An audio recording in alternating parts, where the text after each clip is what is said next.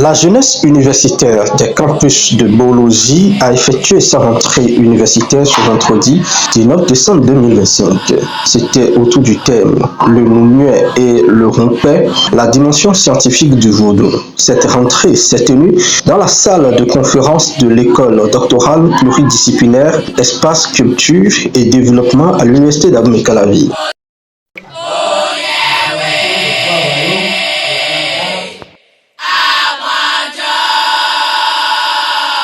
Conférence débat, l'étude de cas de la stratégie guerrière d'aménagement d'un territoire pour le contrôle des mouvements humains par Bianzin, roi de Dahomey, 1890 à 1894, avec le conférencier Cordio Toussaint Aomagnon ont été l'essentiel de cette rentrée universitaire. Aujourd'hui, nous avons une jeunesse qui se protège avec le beau, par le beau, mais qui ne veut pas gouverner par le beau. C'est ça le défi.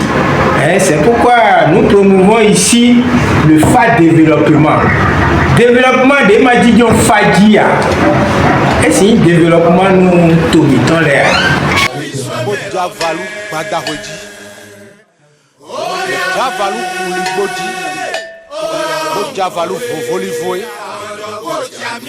Retour aux sources culturelles et spirituelles par la mémoire historique et de la transmission des savoirs ancestraux. La rencontre a mis à l'honneur les aïeux, grands érudits, et a proposé une réflexion allant de la culture à la tradition vaudou avec une question centrale. Qui avait-il avant le Dahomey? Le système dérivé du Fa, Vodun, Ama, Bo, Boro et Noudiou. Nous, les représentants de la jeunesse des campus de Bologi, cet espace de cohabitation et de réflexion sur nos pensées, sur notre environnement est bien notre campus. Nous, ici présents, toute la jeunesse ici présente, aujourd'hui, c'est la rentrée de la jeunesse des campus de Bologi. Cette rentrée visait à informer les participants ici présents à l'UAC parmi les étudiants d'une certaine tranche d'âge qui ont pris conscience de leur identité, qui se sont souvenus de leur nom de famille. Ces noms de famille contiennent des connaissances qui sont supportées par des symboles appelés vaudous.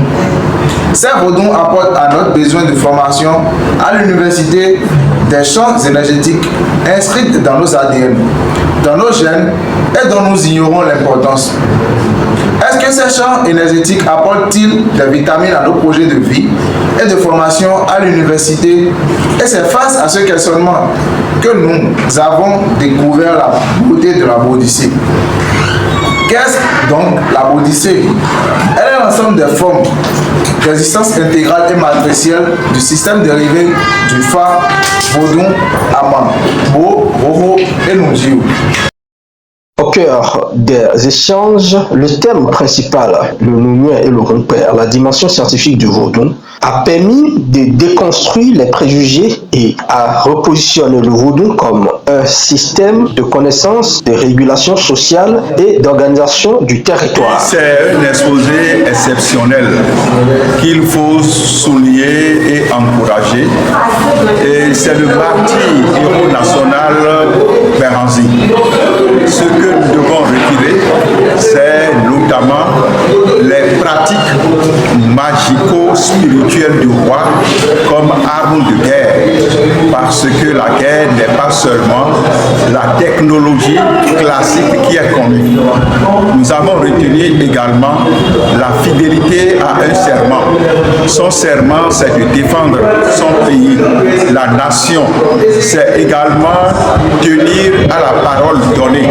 C'est pour cette raison qu'il a maudit la France pour dire qu'au cas où on ne lui donnerait pas l'occasion de rencontrer le président Sadi Carnot, que la France, 7 ans sur 7 et 7 nombre de fois va se détruire, ce qui est arrivé. Et c'est Sadi Carnot qui a été le seul président de la République qui a été assassiné publiquement, donc mort. Je ne parle pas d'accident, mais le goût a eu à mettre fin à sa vie.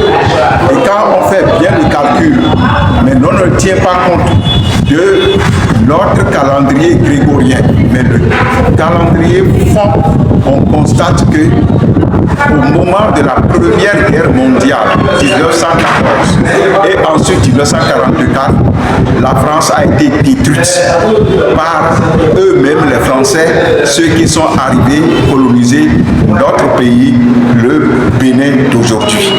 De cette conférence, moi j'ai compris qu'il y a eu des âmes qu'on a ici, au Dahomey, qu'on peut utiliser pour faire la guerre, et que le roi Bénzien a utilisé de façon naturelle pour pouvoir faire la guerre avec les Blancs.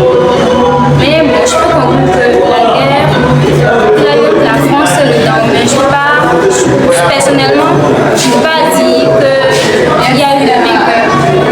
Genre, il n'a pas eu de vainqueur, selon moi. Il y a l'adage qui dit on ne finit pas d'apprendre, j'ai beaucoup appris. Et cette conférence, particulièrement ce qui m'a motivé à venir, malgré que je fais partie de la jeunesse, ce qui m'a encore plus motivé, c'est quand j'ai appris qu'il y aura un cas pratique à la fin du roi et c'est ça qui m'a beaucoup plus motivé à venir participer. La stratégie guerrière d'aménagement du territoire mise en place par Béranger, roi de Dahomey entre 1890 et 1894, une démonstration concrète de l'ingénierie politique, militaire et spirituelle enracinée dans les savoirs endogènes. À travers cette conférence débat, la jeunesse universitaire affirme sa volonté de reconquérir son histoire, de valoriser les traditions africaines et de redonner toute leur place aux connaissances ancestrales dans la réflexion académique contemporaine.